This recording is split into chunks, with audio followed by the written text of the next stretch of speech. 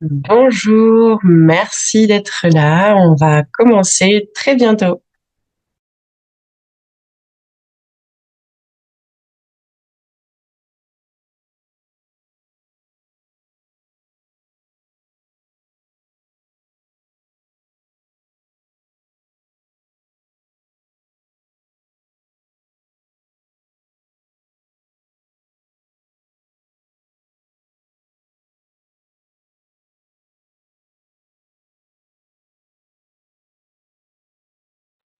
Donc, bonjour à tout le monde. Merci beaucoup d'être ici.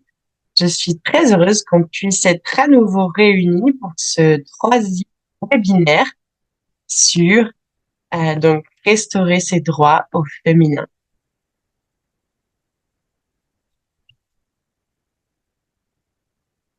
Et donc, on va avoir des intervenantes qui vont nous parler de restauration qui intègre le genre. Et donc, on met en avant aussi le leadership des femmes dans la restauration avec la conservation communautaire et la gestion durable des paysages. On veut aussi explorer les solutions face aux difficultés qu'affrontent les femmes par rapport à l'accès à la terre, aux prises de décision, trouver des solutions équitables.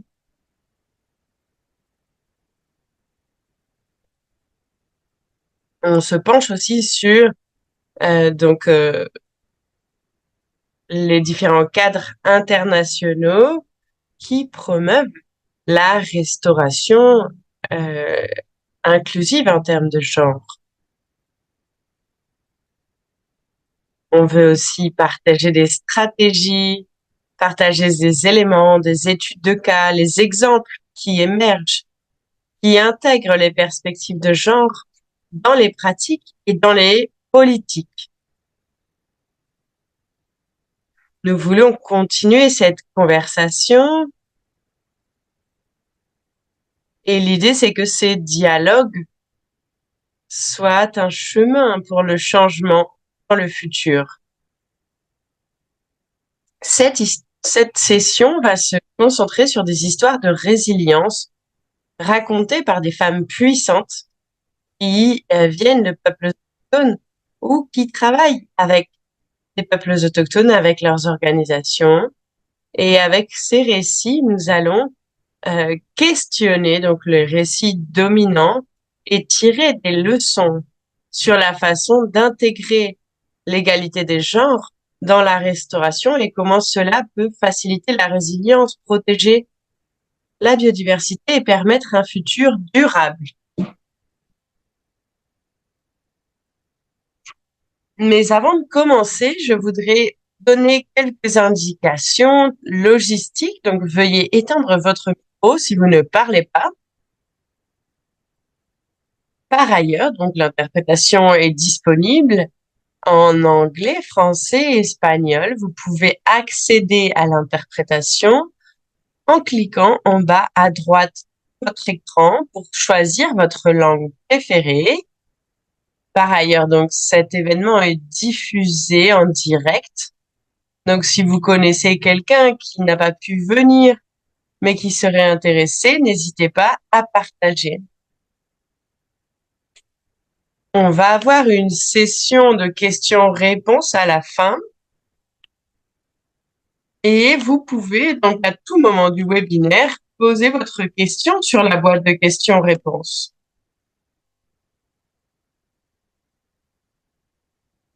Et vous pouvez vous présenter donc sur le chat.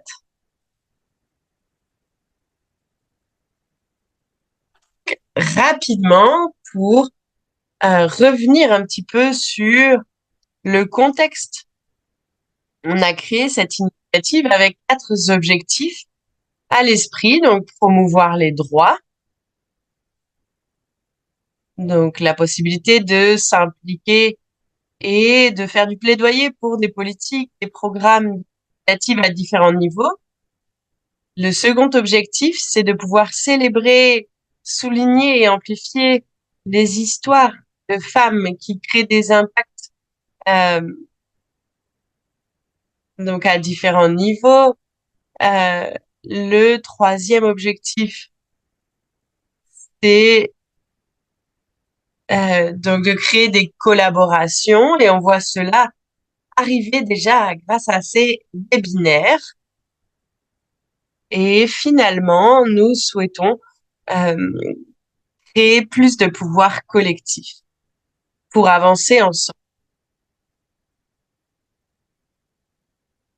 Et on a ici donc les quatre piliers ou les quatre composantes principales de notre travail. Donc tout d'abord, le centre de plaidoyer avec les campagnes et les partenariats pour euh, questionner les récits dominants. Second, c'est la construction d'histoires. On veut réunir des histoires ancrées dans la réalité du terrain. Et c'est quelque chose qui permet de montrer que ces histoires ont lieu maintenant. Ce n'est pas de la théorie. Le troisième pilier important, c'est la plateforme d'échange communautaire avec des discussions entre les cultures pour renforcer la solidarité, pour l'apprentissage mutuel et le soutien. Et finalement, on a le centre de ressources et d'apprentissage qui est utilisé et qui est important pour toutes les personnes qui travaillent sur ces sujets et qui souhaitent découvrir. C'est aussi important pour les personnes qui veulent partager leur travail. Le but, c'est de créer une communauté de pratique pour promouvoir la restauration des écosystèmes de façon responsable en matière de genre. On invite donc tout le monde à contribuer à cette communauté. On va partager le lien sur le chat. On veut restaurer à la fois les écosystèmes et les droits femmes.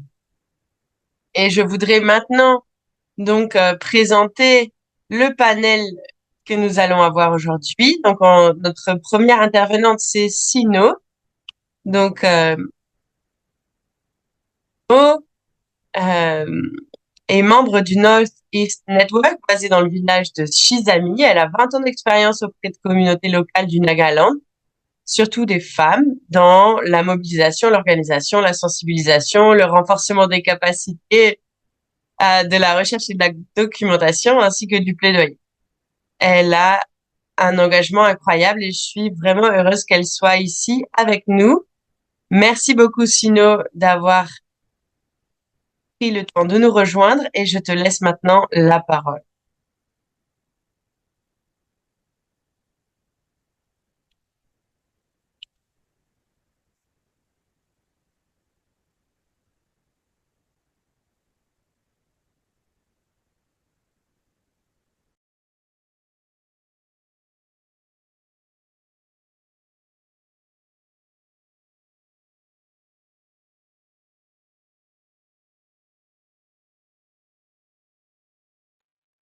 Merci beaucoup, Shruti, pour cette incroyable opportunité de pouvoir partager notre travail ici.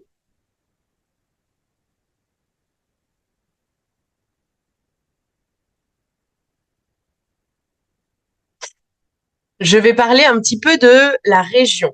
Donc, je vous parle du Nagaland. Donc, c'est au nord-est de l'Inde. Vous pouvez voir sur la grande carte, c'est souligné, surligné en rouge. Donc, c'est 8 États.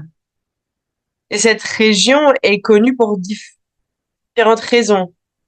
C'est un hotspot de biodiversité dans le monde.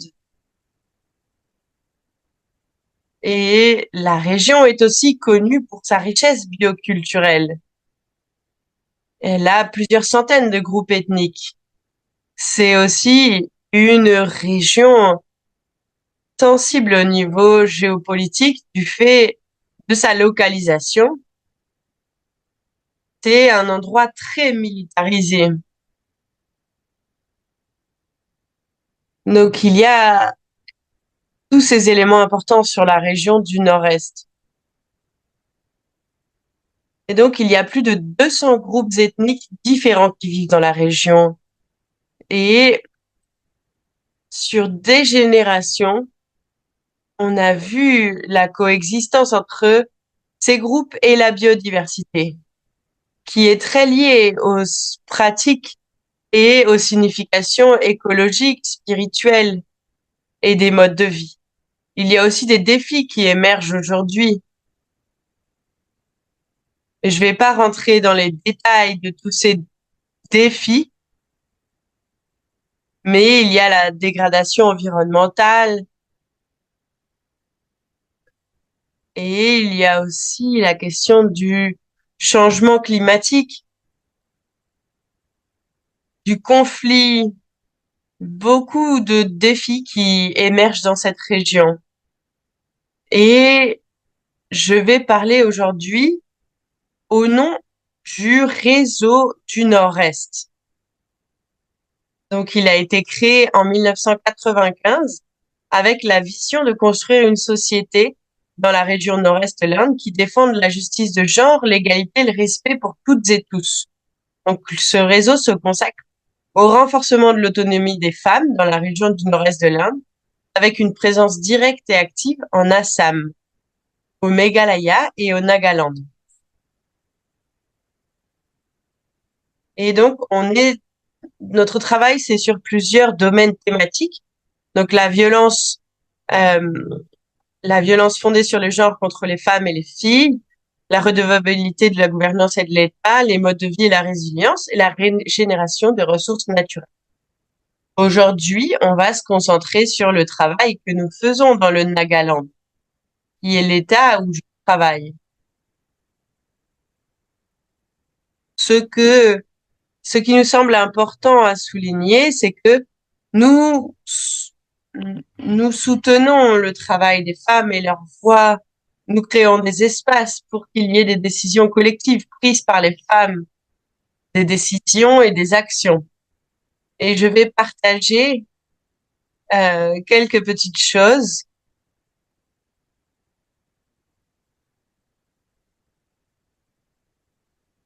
sur notre travail. Donc, on sait que si on veut démarrer quelque chose, il faut d'abord reconnaître et intégrer les contributions et les savoirs des femmes en matière de biodiversité, de résilience face au climat.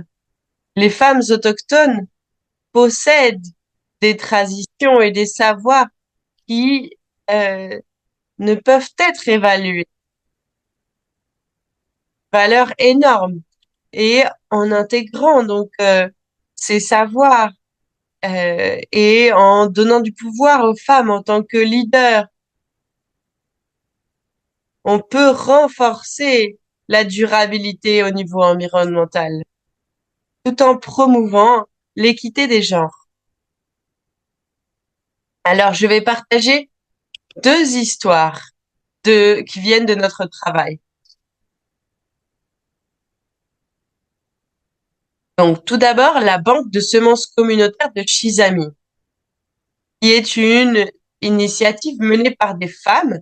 Donc, les femmes de Chisami ont commencé à conserver les semences, à les documenter, à les échanger, à les étudier.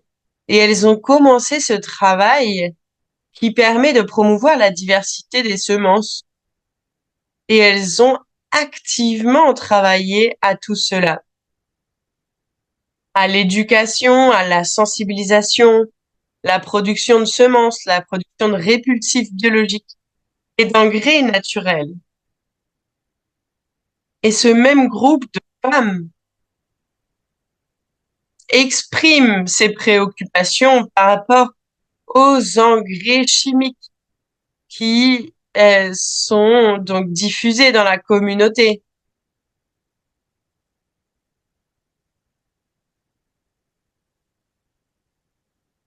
Donc, elles luttent contre ces produits chimiques qui sont répandus dans leur communauté et elles ont exprimé ces préoccupations auprès de la gouvernance locale. Et cela a permis euh, donc qu'elles soient unies et c'était possible de faire ce plaidoyer parce qu'elles se sont unies entre elles auprès de l'institution de gouvernance. Donc, la Société des femmes de Shizami a mis en œuvre différentes choses, mais vraiment, cette banque de semences, c'est quelque chose d'inspirant parce que c'est aussi une façon de créer, de lutter contre le changement climatique, de voir que l'alimentation peut être sécurisée pour les familles. Maintenant et à l'avenir. Et elles ont réussi à documenter euh, 156 semences autochtones jusqu'à présent. Quelque chose donc que je voulais partager avec vous. On a aussi ici donc le collectif Chamator Millet Sisters, donc les sœurs du millet de Chamator. Donc c'est un district qui est à l'est du Nagaland. Et dans ce district, les paysannes, les femmes qui travaillent à la maison, ont créé ce collectif et, et elles ont commencé à mettre en place des pratiques euh, diverses en matière agricole à nouveau. Et elles ont commencé aussi à faire le travail de la terre ensemble, à échanger des connaissances.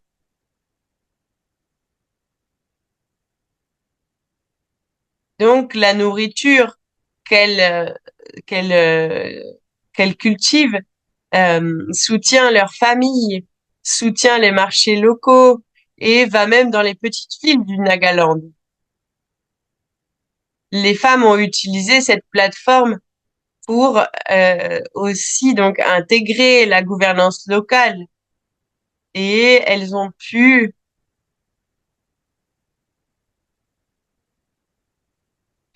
faire augmenter la production locale et la diversité génétique des semences,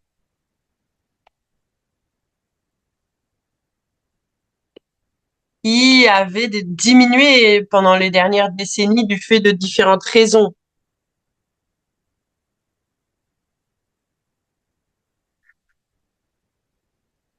Elles organisent aussi des marchés locaux, donc pour les femmes et pour les fermiers. Donc ce sont les deux histoires que je voulais vous raconter. Et donc notre trajectoire continue, notre travail continue. Il nous faut continuer à travailler ensemble. Et une chose importante à savoir, c'est que les savoirs des femmes, ils sont mis au centre, alors on a un monde qui est plus durable. Merci beaucoup. Merci beaucoup, Seno. C'était vraiment chouette de pouvoir écouter ces histoires de résilience. Et ce n'est pas juste planter des arbres, c'est la restauration des systèmes alimentaires, des systèmes traditionnels. Et donc ces systèmes traditionnels sont liés au savoir que les femmes transmettent. Des choses que nous oublions souvent quand on parle de politique de restauration, que c'est quelque chose de crucial. Merci de nous rappeler cela. C'est vraiment inspirant tout ce que fait le réseau du Nord-Est. Et on espère que ça peut devenir une inspiration pour d'autres membres qui nous rejoignent et qui peuvent donc écouter ces histoires. Merci beaucoup, Sino. Et maintenant, on va passer donc à notre deuxième intervenante aujourd'hui, donc Maria. Maria, est-ce que vous êtes là? Si c'est le cas, est-ce que vous pouvez allumer votre micro et dire bonjour?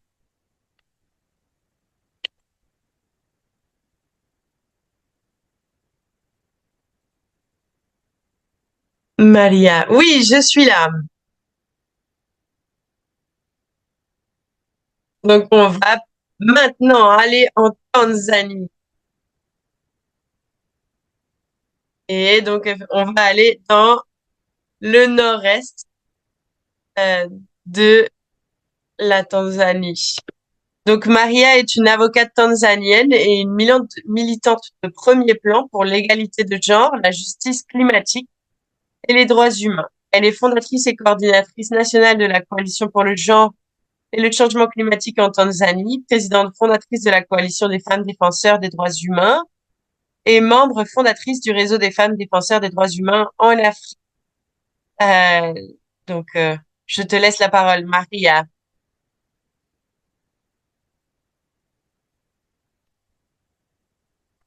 Donc, désolée, j'étais en voyage et j'étais donc sur la route et maintenant je suis avec Nepaya, dont l'histoire va être partagée. Donc, ma collègue va parler dans sa langue natale ou en Kiswahili et ensuite je vais traduire. Donc, on travaille avec une organisation de droits humains dans les communautés et on est aussi très impliqué avec les responsables politiques au niveau du village sur la conversation sur le genre, la participation des femmes, l'inclusion et sur l'adaptation, l'atténuation. Et donc, nous travaillons dans tout le pays avec les partenaires, notamment avec le mouvement de justice climatique. Nous sommes aussi donc cofondatrices de différents mouvements et il y a aussi des membres à Zanzibar. Et on renforce la conversation sur la restauration des terres et nous participons à différentes campagnes dans les régions et nous travaillons avec les femmes et les filles dans les communautés pour s'assurer qu'elles puissent participer aux conversations. Et donc, pour moi, c'est vraiment important de pouvoir parler de ce travail et on voit des investissements euh, importants donc sur des terres agricoles avec toute l'histoire coloniale et l'histoire du patriarcat avec le vol des terres autochtones et des terres des femmes.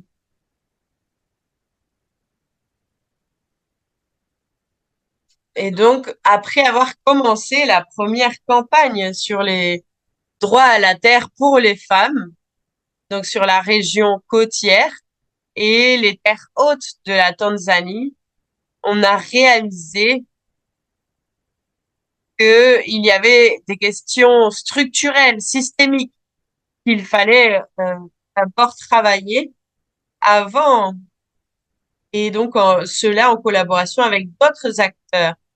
Et le troisième pas, c'est qu'on a commencé à travailler donc avec des communautés, notamment près d'Arusha, Loliondo, Kiteto, et je ne suis pas encore euh, très impliquée avec les femmes et les filles de ces espaces pour l'instant, mais à Migoli et à Mgologolo, on réalise que l'impact du changement climatique est très élevé et qu'il y a des questions liées aux terres et au patriarcat qui sont aussi très euh, complexes et on travaille à la compréhension de ce qui est dans notre constitution, dans les formations avec les femmes et les filles.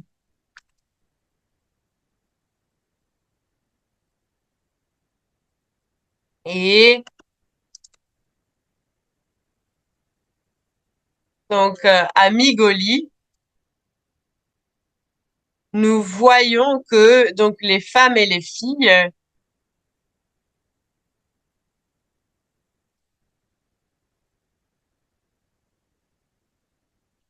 il n'y avait pas forcément les liens qui étaient faits de façon très claire avec euh, donc la question alimentaire. Et je vais donc laisser la parole à ma collègue.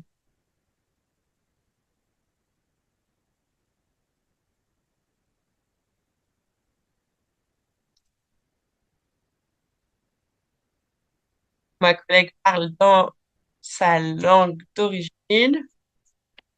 On aura l'interprétation ensuite.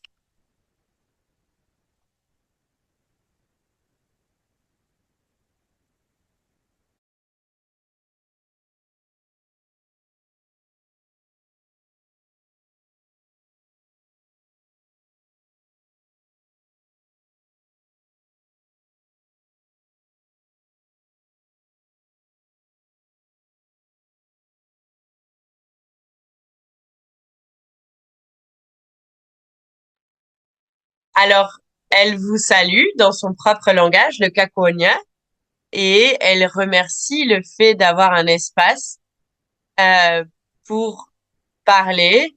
Elle parle aussi des défis liés à la sécheresse qui sont très complexes dans sa région et aussi les pratiques qui font du mal dans cette partie pays. Et elle parle aussi de l'importance de cultiver des tournesols avec des semences autochtones. Et elle a aussi parlé euh, de pratiques d'éleveurs pastoraux et de pratiques traditionnelles pour prendre soin des tournesols. Et généralement, ce sont les femmes qui s'occupent de ce type de plantes. Elle a aussi dit que le fait que c'est une région très sèche, alors euh, elles peuvent contrer cela en utilisant la collecte de l'eau de pluie et en plantant des arbres pour continuer leur travail. Et le fait qu'elles ne prennent pas l'eau du sol,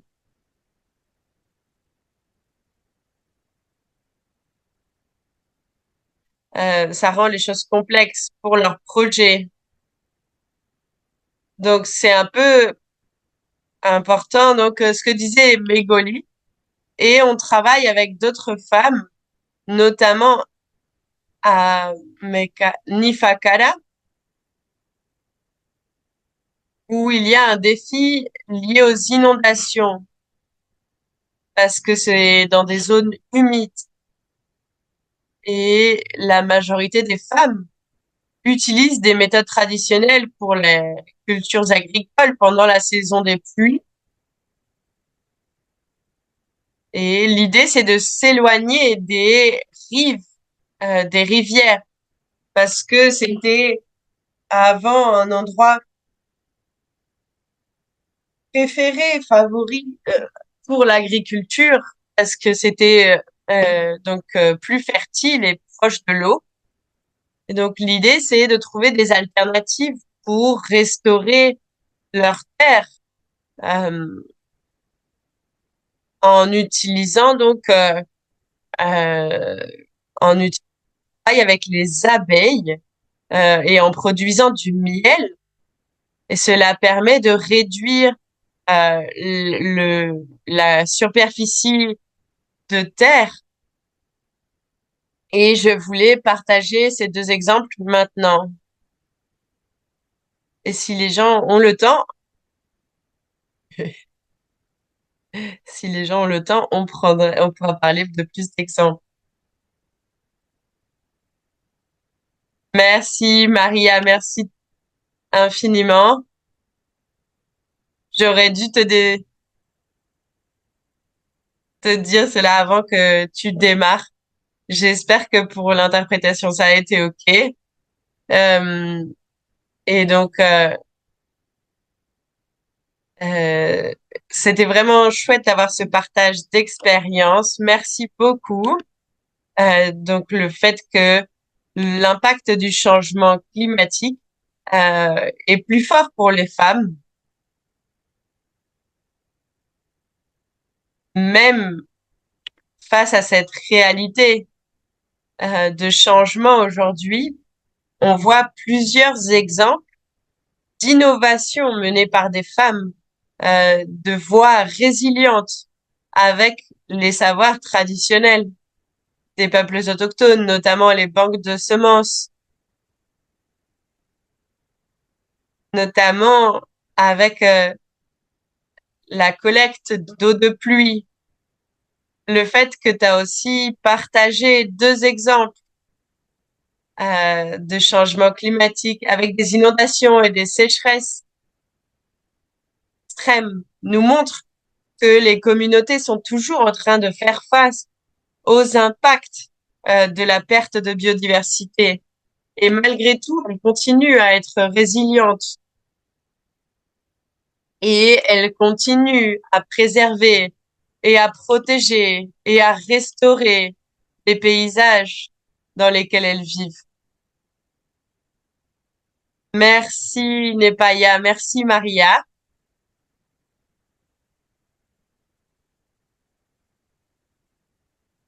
Donc pour tout le monde, je veux redire qu'il y a un moment de questions-réponses, mais vous pouvez continuer à poser vos questions donc sur la boîte de questions-réponses et on prendra ensuite le temps de répondre. Et maintenant, on va donner la parole à la dernière intervenante. C'est incroyable comme Zoom nous fait voyager dans le monde entier depuis le confort de notre maison. Je ne sais pas si c'est bon ou mauvais maintenant, mais on va aller dans le sud de l'Inde maintenant avec Reshma, qui est coordinatrice technique au sein du programme Changement climatique de la Keystone Foundation. Donc, elle a une formation universitaire en biologie et son travail se concentre sur les solutions climatiques, en particulier les approches équitables en matière de genre. Elle est profondément engagée dans le travail sur le terrain. Son expérience pratique lui apporte des connaissances précieuses pour un apprentissage continu. Merci Reshma et je te donne la parole. Merci beaucoup, Shrotri. Est-ce qu'on m'entend bien? Oui, cela fonctionne. Parfait, merci beaucoup. Alors, je suis vraiment ravie d'être ici. Merci des expériences qui viennent d'être partagées et pour tous ces commentaires, Maria. Et moi, de mon côté, je commence tout ce voyage. Je me sens comme une nouvelle arrivée ici.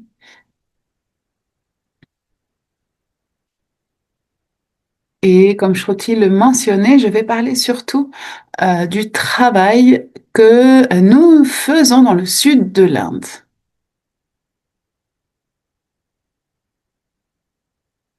Notre fondation travaille surtout avec les peuples autochtones.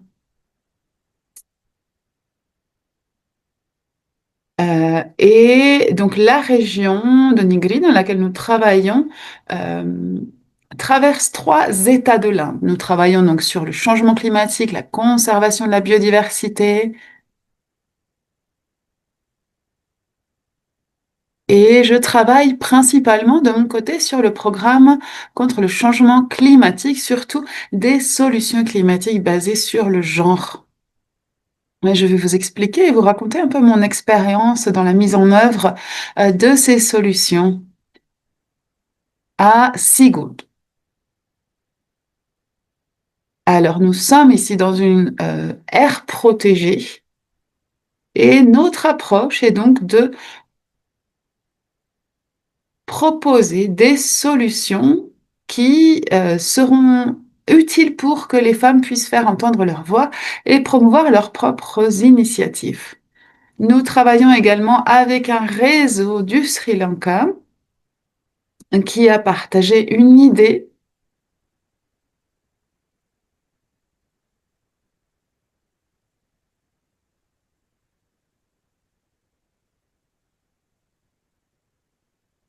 Alors en général, lorsque l'on s'approche d'une forêt, on liste toutes les espèces qui existent mais la manière dont nous avons fonctionné est un peu différente. Donc, bien entendu, nous nous sommes rendus dans les forêts auprès des paysans pour leur raconter nos idées, nos initiatives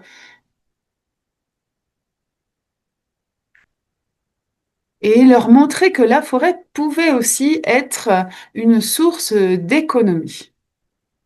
Et nous avons mis en place plusieurs principes que nous avons suivis pour développer ces projets.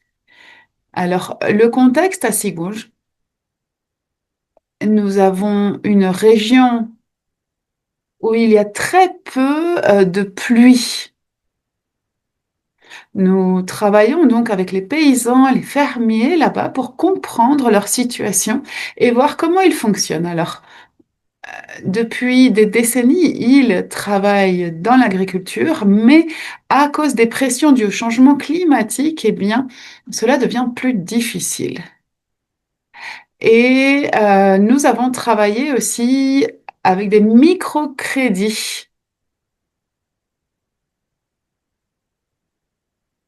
Et le problème de cela, c'est que c'est assez stressant parce que ça les oblige à avoir une activité qui puisse donc générer des entrées économiques.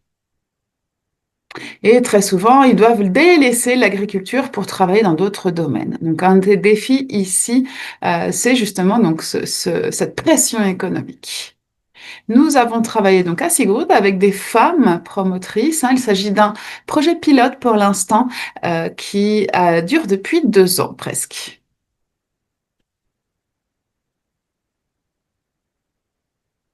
Nous avons une dizaine de promotrices pour ces initiatives et nous avons également une femme jeune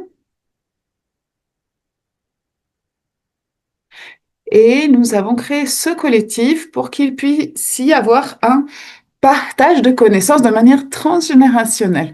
C'est-à-dire que quand toutes ces femmes se réunissent, eh bien, nous avons des sessions où les aînés puissent parler avec les jeunes, avec les femmes, pour véritablement comprendre comment ces projets vont aider et ce qu'il faut réajuster. Donc nous avons Prema, qui est notre jeune fille, et elle est toujours donc alimentée hein, par les connaissances des aînés. Cela nous a aidé aussi de trouver de plus en plus de personnes qui rejoignent notre initiative. Quand on a commencé, nous avions peut-être une dizaine de femmes. Nous nous retrouvions, nous faisions des planifications, etc. Cela permettait donc aux femmes de planter et ensuite de sortir sur les marchés pour pouvoir proposer leurs produits. Et au fur et à mesure, eh bien, euh, nous avons eu plus de personnes qui se sont intéressées et de plus en plus de participation des jeunes, des personnes âgées également. Et à notre objectif, surtout donc dans cette aire protégée, hein, nous avons de nombreux thèmes liés aux droits fonciers. Il n'y a pas de titre foncier, par exemple, donc cela entraîne toute une série de conséquences. Et nous plaidoyons pour des solutions qui intègrent une perspective de genre parce que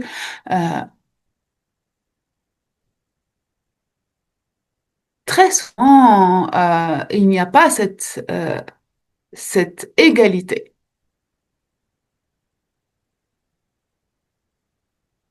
Alors peut-être que je peux vous donner un exemple aussi. Par exemple, ces 10 femmes promotrices ont mis sur la table leurs initiatives en disant, voilà, c'est ce que nous faisons. Et grâce à cela, ils ont pu obtenir une certaine aide, un certain intérêt de la part des pouvoirs publics. Donc c'est un premier pas, une première étape hein, pour unir ces personnes. Et c'était vraiment la première fois que nous faisions cela. Et lorsqu'on a demandé à ces femmes euh, comment elles se sentaient, eh bien, la plupart viennent hein, de villages différents qui sont très isolés. Le transport n'est pas facile. Mais grâce à cet espace où elles pouvaient partager leurs thèmes, leurs défis, cela les a vraiment aidées à avancer en tant que collectif. Un autre défi auquel nous avons fait face dans ce projet,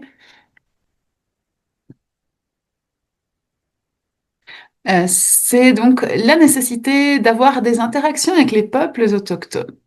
Et beaucoup de jeunes, lorsqu'ils continuent leur éducation, partent de leur village, hein. Parce que dans les villages ou dans ces régions, il n'y a pas assez d'opportunités et donc ils partent vers de plus grandes villes. Mais grâce à ces initiatives, eh bien, il y a de l'espace aussi pour ces jeunes pour qu'ils puissent avoir d'autres opportunités, surtout économiques. Alors, je ne vais pas tout expliquer, cela prendrait trop longtemps, mais euh, en quelques mots, nous avons commencé par une cartographie donc des territoires pour comprendre sur quelle zone nous allions mettre en œuvre ce projet et quelles espèces seraient incluses donc sur ces terres. Si l'on regarde la cartographie de l'utilisation des terres, eh bien, cela permet de voir les espèces qu'il y a, où sont les sources d'eau. Et nous avons discuté en groupe de tout cela. Et nous avons également fait une cartographie biophysique qui montre vraiment euh, des indications au niveau topographique, biologique, ce qui nous permet également d'organiser nos activités.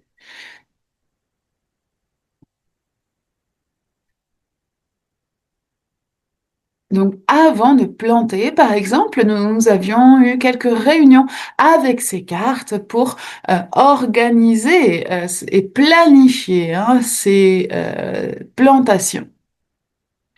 Parce que c'est très important de voir où se trouvent les différentes ressources et où vivent les différentes espèces d'animaux.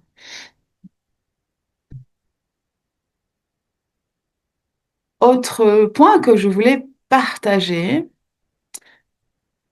c'est comment notre collectif et comment ces 10 femmes promotrices que nous avons choisies euh, ont pu avancer. Nous avons au sein donc de ce groupe une femme qui est experte en biologie et elle a beaucoup de connaissances à partager. Et nous avons senti que grâce à ces connaissances, nous pourrions vraiment avancer ensemble. Alors, c'est très souvent un défi hein, de faire ce travail en groupe, mais le fait de voir les différentes connaissances, les différentes euh, expertises de ces femmes, lorsqu'elles sont réunies, mises ensemble, eh bien, on se rend compte qu'on a des capacités vraiment grandes.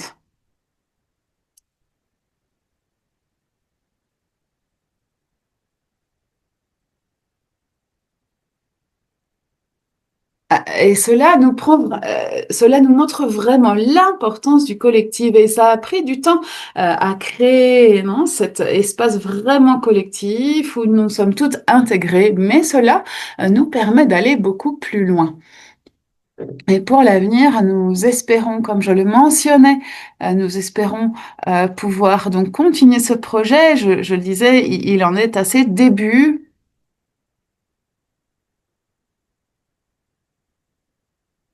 Et un autre élément que nous avons ajouté ici, c'est euh, l'évaluation et la gestion.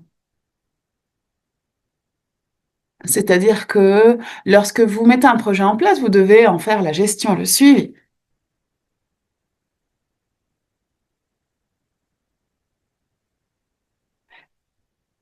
Et nous avons regardé comment mettre cela en œuvre à différents niveaux. Par exemple, les sols.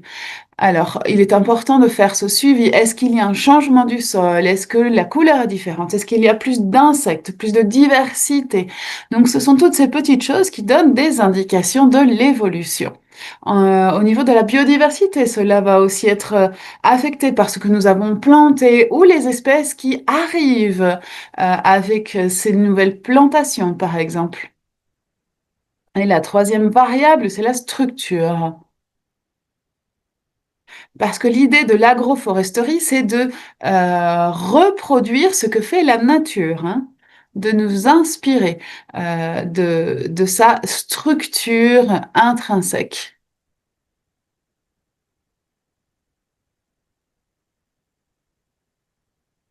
Donc, après quelques mois, il y a déjà des premières évolutions, mais après 2, 3 ans, ces évolutions sont beaucoup plus importantes. Donc, il y a toutes ces variables à prendre en compte et regarder aussi également la productivité.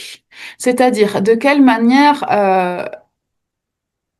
ou ce que je gagne de ce travail, est-ce que cela m'aide, hein, pour mes ressources, pour la communauté?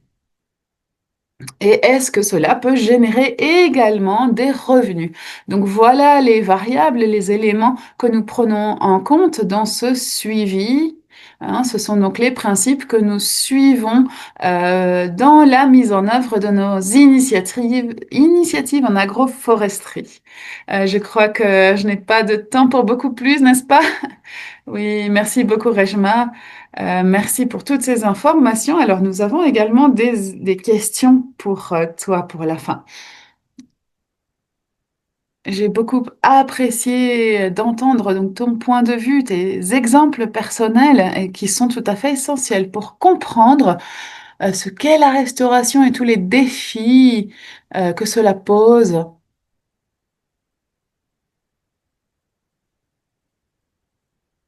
Et comprendre aussi comment lier cela aux droits des communautés, surtout aux femmes. Et donc les exemples que tu as partagés sont essentiels pour comprendre comment les communautés s'organisent, hein, naviguent tous les défis, surtout de vivre dans des aires protégées, surtout dans le cas dans la Tanzanie par exemple, hein, nous savons qu'il y a des communautés qui ont été déplacées et à qui on a interdit l'entrée sur les sanctuaires. Donc, merci beaucoup pour tes informations. Nous avons quelques questions.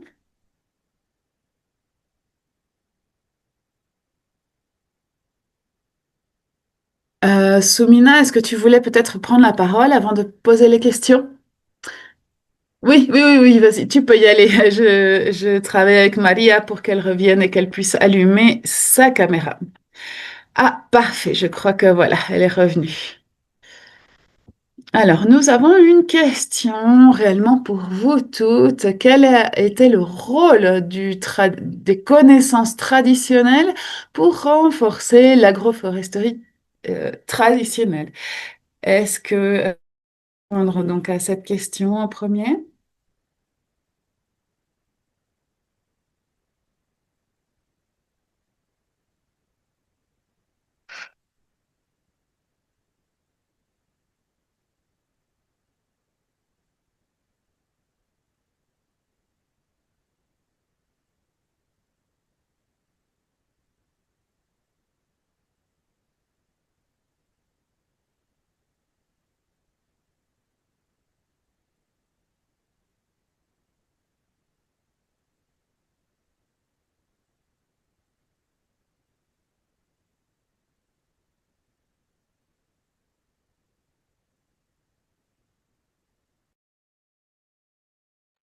Les femmes donc jouent un rôle critique parce que ce sont donc les femmes qui sont les gardiennes des connaissances. Donc quand il s'agit de la restauration des écosystèmes et quand les communautés spécifiques ou les organisations en question reconnaissent les voix des femmes, c'est là que cela permet de reconnaître les femmes et reconnaître que les femmes font partie de toutes les initiatives écologiques. Et si je regarde ma communauté, donc les femmes sont souvent exclues des prises de décision et c'est le défi qui existe. C'est là le défi principal. Donc, quand on commence à reconnaître le travail des femmes, le rôle dans le savoir traditionnel, c'est là qu'on se rend compte et qu'on peut amener les femmes à monter sur scène.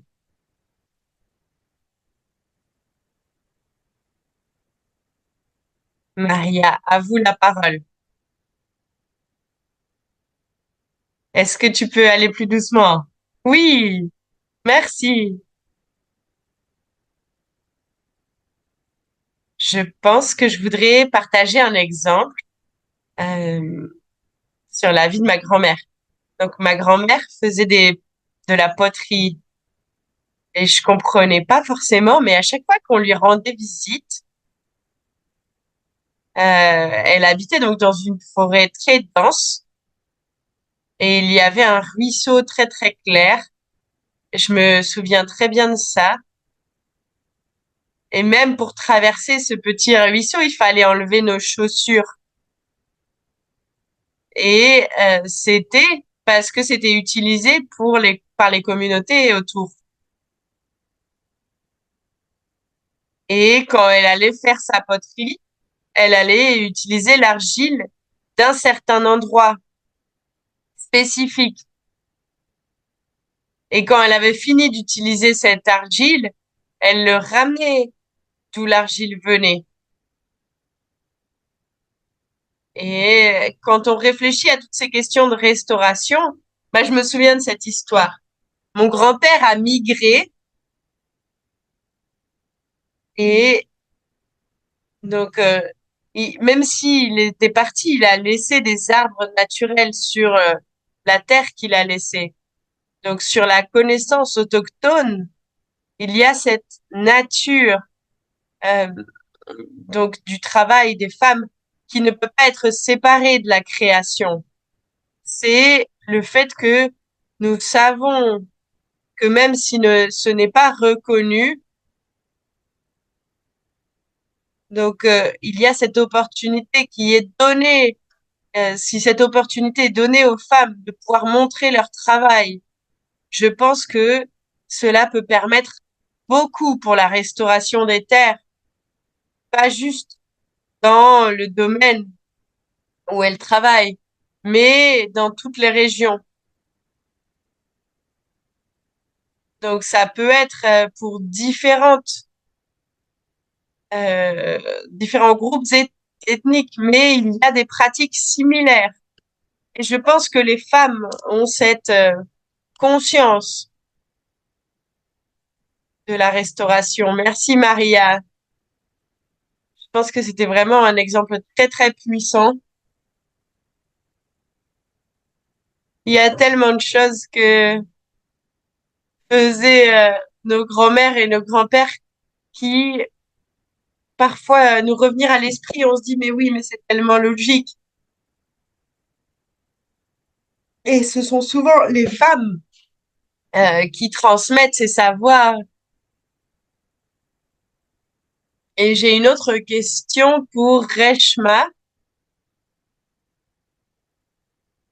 Et donc, quels outils vous utilisez pour la cartographie des terres?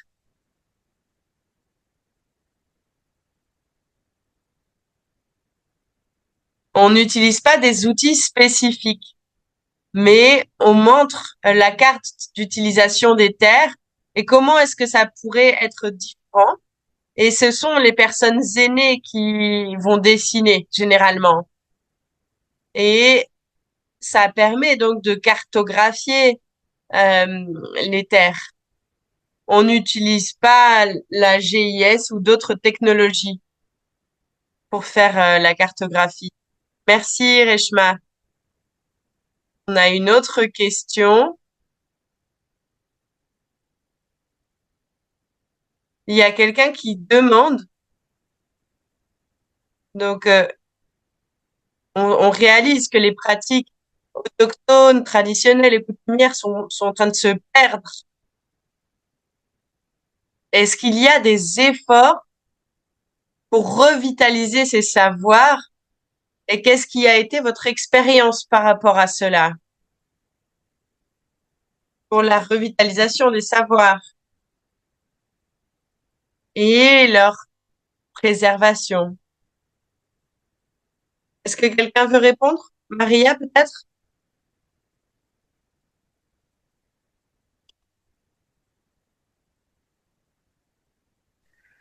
Oui, alors personnellement, il est important de regarder la manière dont on comprend ce qu'est la civilisation. Et cela, très souvent, ne permet pas d'intégrer les connaissances autochtones. Parce que de qui on parle, de quel type de civilisation? Et la manière aussi dont on comprend le développement, cette définition, très souvent ne permettent pas d'intégrer les connaissances autochtones. Nous sommes à un moment crucial pour les peuples autochtones parce qu'il est nécessaire pour eux de conserver les connaissances. Lorsqu'on le regarde, toutes ces COP, toutes ces conférences bonnes, les conférences de la biodiversité, du changement climatique, de quelle manière ces espaces parlent vraiment des droits autochtones, de leur nature, de leur connexion avec la nature? Et je suis ravie de voir à quel point les peuples autochtones reprennent cette connexion. Et eux, ils ne parlent pas depuis les livres de science, ils parlent depuis la science du cœur. Ils savent, ils connaissent leur territoire, leurs espaces. Donc je pense qu'il est important aujourd'hui de relier les engagements des peuples autochtones et de combiner cela avec les connaissances que l'on taxe de connaissances modernes de cette nouvelle civilisation. Je pense qu'il ne faut pas séparer les choses, il ne faut pas travailler chacune de son côté, mais réunir, relier, de voir des peuples autochtones de différentes parties du monde qui s'entendent sur une même langue, sur une même manière de parler, pour moi, c'est très puissant. Tout à fait, en effet, c'est très important, c'est un aspect essentiel. Il ne s'agit plus seulement de reconnaître, il s'agit vraiment d'association, d'alliance, de voir comment les communautés réfléchissent ensemble. Et il ne s'agit plus vraiment de demander la reconnaissance, pardon, au gouvernement. Aujourd'hui, c'est vraiment le temps de l'action et des communautés qui s'associent pour avancer ensemble. Donc, vraiment, merci beaucoup. Est-ce que Sedna Reshma, vous souhaiteriez répondre à cela ou rebondir sur ce thème en 2 minutes? Oui, alors le transfert de connaissances intergénérationnelles est tout à fait essentiel. Nous devons revivre nos formes traditionnelles d'agriculture, à habiter les espaces. Nous devons transmettre également les connaissances aux jeunes générations. Et c'est cela nous devons commencer à faire cela dès maintenant. Absolument, merci beaucoup, Seno. Rejma, est-ce qu'il y a quelque chose d'autre? Non? Merci beaucoup. Donc, merci à nos extraordinaires intervenantes d'aujourd'hui. Je suis vraiment ravie d'avoir pu vous entendre aujourd'hui et nous espérons que cette conversation pourra continuer de l'avant. Alors, je sais qu'il y a beaucoup de questions qui ont été partagées ici.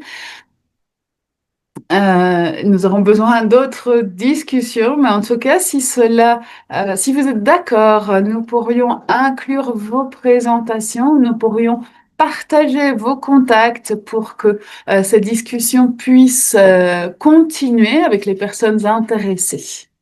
Et je voudrais aussi vous inviter à allumer vos caméras pour que nous puissions prendre une photo de groupe. Et Soumina, est-ce que tu peux nous prévenir lorsque tu es prête pour les photos? Oui, merci beaucoup. Merci également à nos oratrices aujourd'hui pour autant d'informations.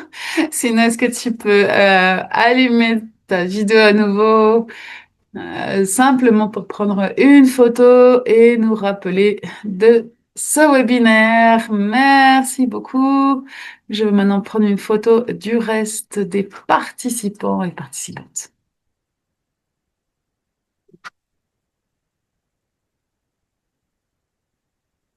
Magnifique, merci beaucoup. On sourit. Voilà, c'est dans la boîte. Merci beaucoup.